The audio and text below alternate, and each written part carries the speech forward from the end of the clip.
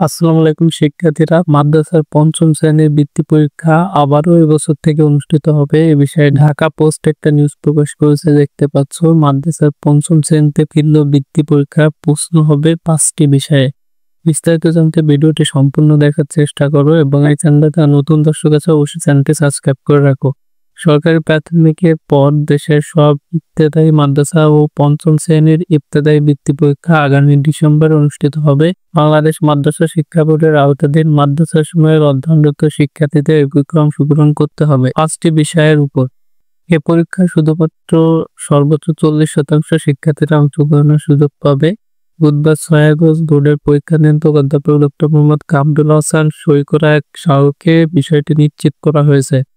এতে জানানো হয়েছে 2025 সালে ইবতেদায়ী বৃত্তি পরীক্ষা অনুষ্ঠিত হবে 21, 22, 23, 24, 28 ডিসেম্বর। পরীক্ষাগুলো নেওয়া হবে 5টি বিষয়ের উপর: কুরআন মাজিদ ও আকায়েদ ফিকহ, আরবি প্রথম ও দ্বিতীয় পত্র, বাংলা, ইংরেজি এবং বিজ্ঞান ও গণিত।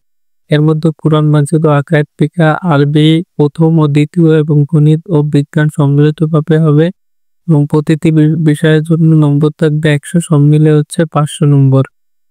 তবে পরীক্ষায় অংশগ্রহণ করতে পারবে কেবল মাদ্রাসা শিক্ষা বোর্ডের কোডভুক্ত স্বতন্ত্র ইবতেদায়ী মাদ্রাসা সংযুক্ত ইবতেদায়ী শাখাসমূহের শিক্ষার্থীরা।